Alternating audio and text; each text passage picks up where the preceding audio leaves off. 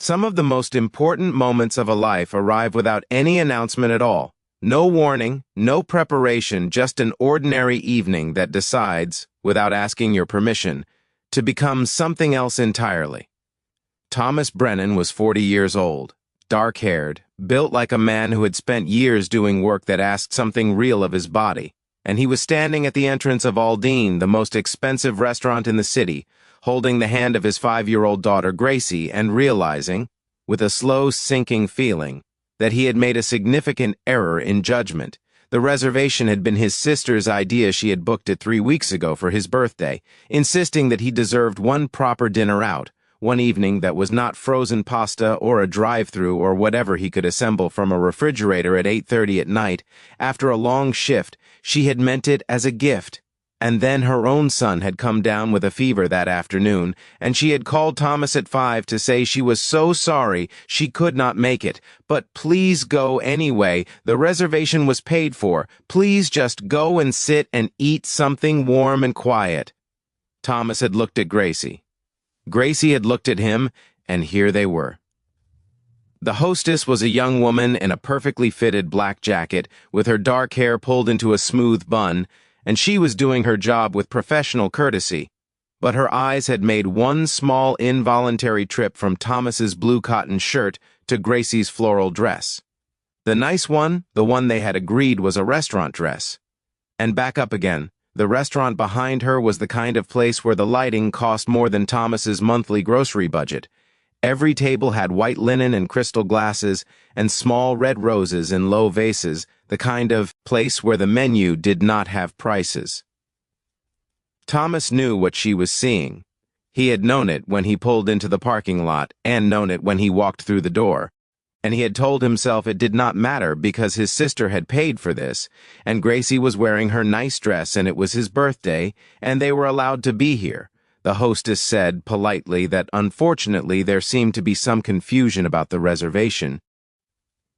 She said it carefully, in the way of someone delivering news they have been trained to deliver without causing a scene. Thomas felt the familiar weight of the moment. He had been in versions of this moment before, not here specifically, but in rooms where the assumption ran against him before he had opened his mouth. And he had learned over 40 years exactly how much energy it costs to push back against an assumption, and exactly how much it costs to simply absorb it and move on. He was tired tonight. It had been a long week. He looked at Gracie.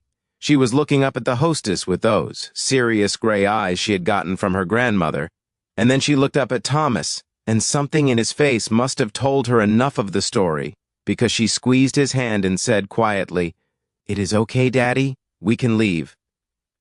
And that was the moment everything changed, because from the nearest table, the one immediately to the left, a table for two set with the full crystal and linen arrangement, occupied by a single woman who had been sitting alone with a glass of red wine, and what appeared to be a substantial amount of paperwork spread carefully across the white cloth. A voice said, "Please don't leave." It was not loud.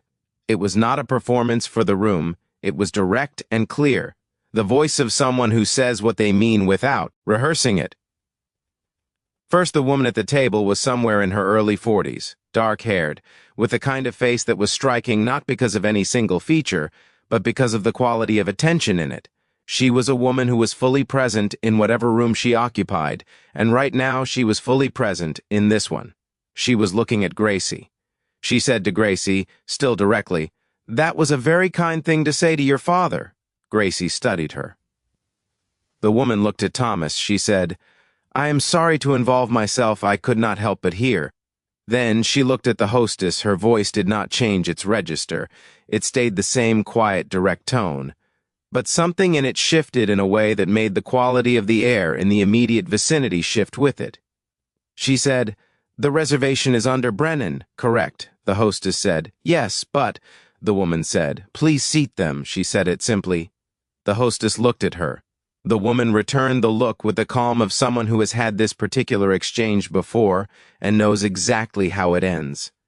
The hostess said, "Of course," and that was that Thomas was shown to a table near the window. He settled Gracie into her chair and looked across at the woman, who had already returned to her paperwork with the focused efficiency of someone who has addressed a situation and moved on. He said, "Thank you." She looked up. She said, "You are welcome."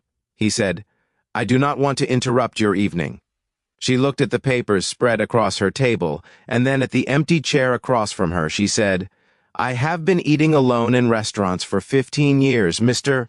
Brennan," he said. "Thomas," she said, "I have been eating alone in restaurants for 15 years. Thomas, I assure you my evening is not fragile." He almost smiled.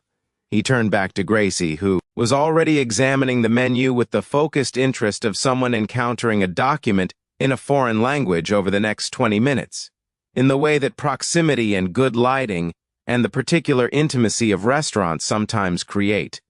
A conversation developed, not a forced one, not the manufactured small talk of people who feel obligated, a real one, the kind that begins with something small and honest, and finds its own level.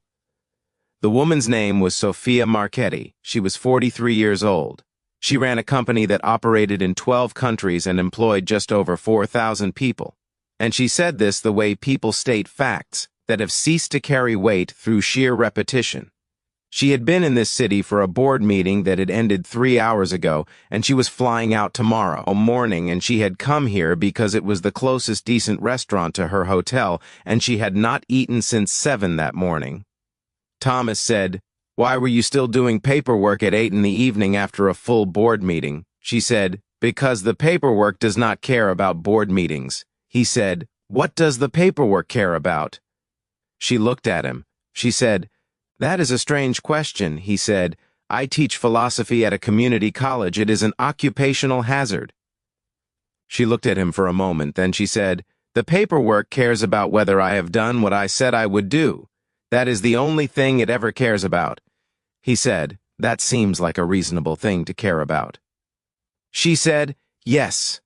There was a pause. Gracie had ordered pasta, which the waiter had not even blinked at, and was now eating it with the careful concentration of someone who understands that the pasta is considerably better than the pasta at home, and wants to give it proper attention. Sophia was watching Gracie. She said, "How old is she?"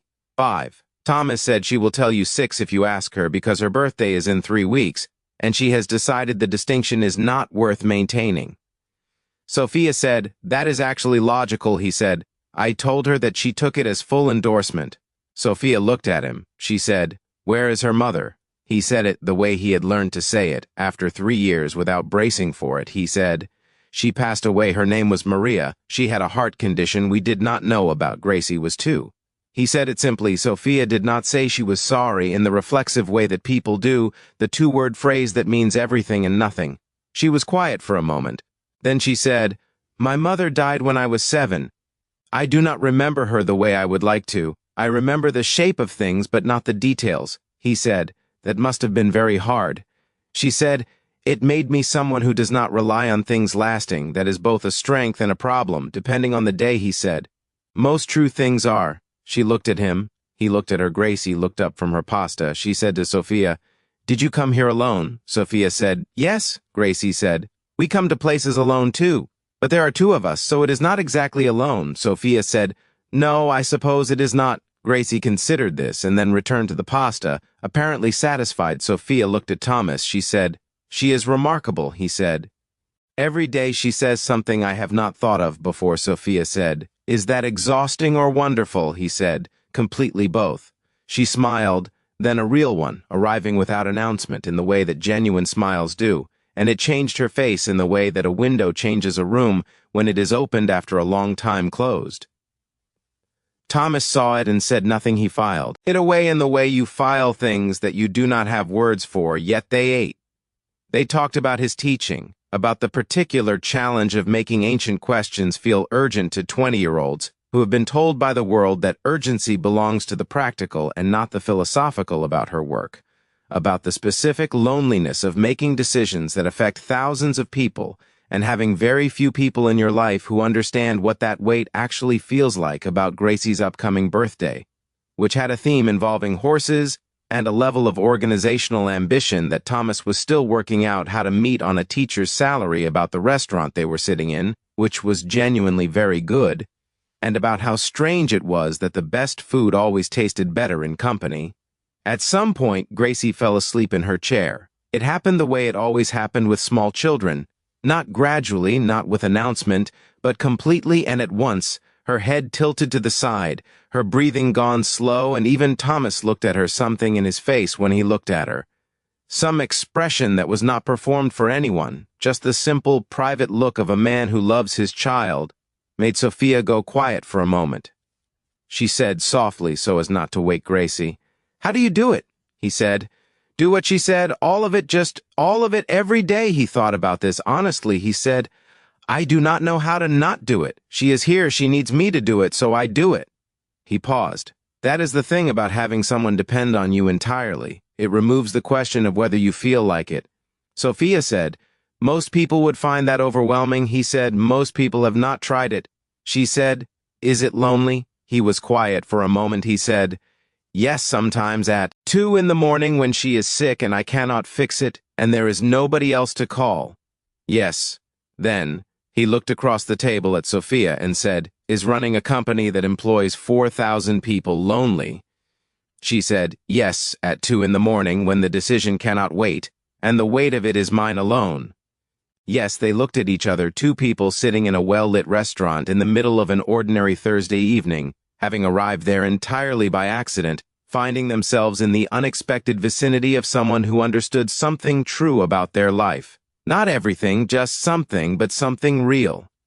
Thomas said, "I should get her home." He said it without wanting to end the evening, and not knowing yet what to do with that wanting. Sophia said, "Yes." She began gathering her papers. He lifted Gracie carefully from the chair, and his daughter settled against his shoulder without waking, one hand curling instinctively into the front of his blue shirt. Sophia watched him. She said, "She knows exactly where she is, even when she is asleep." He said, "Children know where they are safe." Sophia said, "Yes, they do at the entrance," with Gracie still asleep on his shoulder. Thomas stopped. He said, "Thank you for what you did earlier," she said. "I should not have needed to do it." He said, "No," she said, "that is not your fault." He said, "I know." They stood for a moment in the warmth of the entrance, the city visible through the glass behind them, dark and lit and moving. He said, "If you are ever in this city again," she said, "I am here 4 or 5 times a year," he said. "There is a much less expensive restaurant 2 streets from here that makes better pasta than this one." She looked at him. He held her gaze with the calm of a man who is saying what he means and is comfortable waiting to see what comes back. She said, "Is that an invitation?" He said, "It is whatever you would like it to be." She was quiet for a moment, then she reached into her jacket and produced a card, not with the professional gesture of a business transaction, with the slightly different gesture of someone doing something they have decided to do and are not entirely certain about and are doing anyway. She held it out. He took it with the hand not holding Gracie. She said, "The pasta had better actually be better," he said. "It is considerably better," she said. "I will hold you to that. Thomas Brennan." She said his name the way people say a name when they are putting it somewhere they intend to keep it. He nodded. She walked back toward the restaurant, and he walked out into the evening. Gracie stirred on his shoulder. She said, without fully waking, "Daddy, did you have a good birthday?" He looked up at the sky for a moment. He thought about the evening, the entrance, and Gracie's small hand in his, and the quiet woman who had said, "Please don't leave," and the conversation that had found its own level, and the card in his pocket. He said, "Yes, sweetheart," he said, "I really did."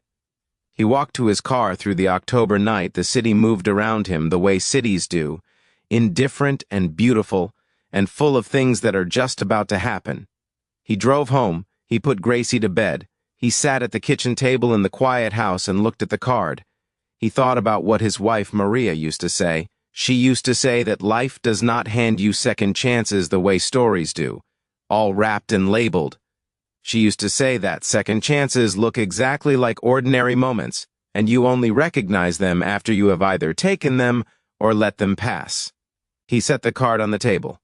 He left it there, and in the morning it was still there, which meant he had not been dreaming, which meant the evening had been real, which meant that something that had felt for a long time like it was finished might, with no guarantees and no map and no certainty of anything, be just barely beginning again. If this story moved you, please give it a like and share it with someone who needs to hear it today. Subscribe so you never miss a story like this one, and leave a comment below. Tell us about a moment that arrived without warning and changed the direction of something we read every single one.